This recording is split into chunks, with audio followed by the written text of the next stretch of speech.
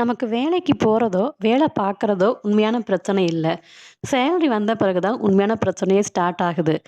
Salary வந்தோனே நெனப்போம், நம்மளோட life இந்த மாசம் பிரச்சனை இல்லாம போகும் அப்டின்ட்டு. ஆனா 4, 5 டேஸ்லயே அந்த சேலரில பாதி காணாம போயிருக்கும். அது ஏன் தெரிஞ்சுக்கலாமா? வாங்க வீடியோக்குள்ள போலாம். நம்ம எல்லோருக்குமே பொதுவான ஒரு இன்ட்ரஸ்டிங் ப்ராப்ளம் இருக்கு. அது என்னன்னா, சேலரி வந்த உடனே ஒரு இன்ஸ்டன்ட் ஹாப்பினஸ்ஸுக்கு நம்ம போயிடுவோம். அதாவது ரொம்ப ஹாப்பியா இருப்போம். அந்த ஹாப்பி என்ன ஆகும்னா, நம்ம மைண்டுக்கு ஒரு சிக்னல் குடுக்கும். நம்ம இந்த மாசம் முழுவதும் கடுமையா உழைச்சுட்டோம். அது கண்டிப்பா ஏதாவது ரிவார்ட் வேணும்.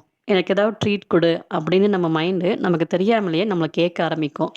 அதுக்கான பதிலா நம்ம என்ன பண்ணுவோம், சேலரி வந்த ஒரு 4, 5 டேஸ்ல கவனிச்சீங்கன்னா, நமக்கு புடிச்ச ஃபுட்டெல்லாம் ஆர்டர் பண்ணுவோம். பிரியாணி வேணுமா சாப்பிடுவோம், ஸ்வீட் வேணுமா சாப்பிடுவோம். விலைய பத்தி அவ்வளவா யோசிக்க மாட்டோம்.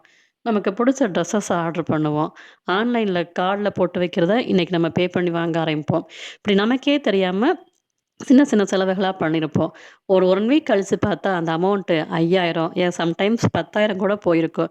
நம்ம சேலரில பாதி அதுக்கே போயிருக்கும். இது ஒரு ப்ராப்ளம். அடுத்து இன்னொன்னு, நம்ம சேலரி ஒரே அக்கவுண்ட்ல தான் வச்சிருப்போம். தனியா பிரிச்சு வச்சிருக்க மாட்டோம்.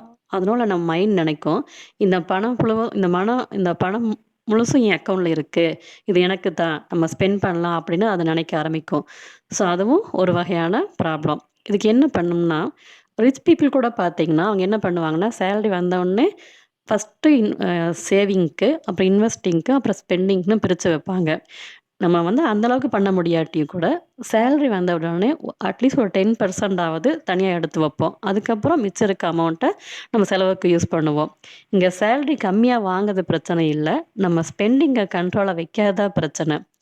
நெக்ஸ்ட் வீடியோல பார்த்தீங்கன்னா, நமக்கே தெரியாம எப்படி நம்ம மணி எப்படி லீக் ஆகுது அப்படிங்கிறத சொல்றேன்.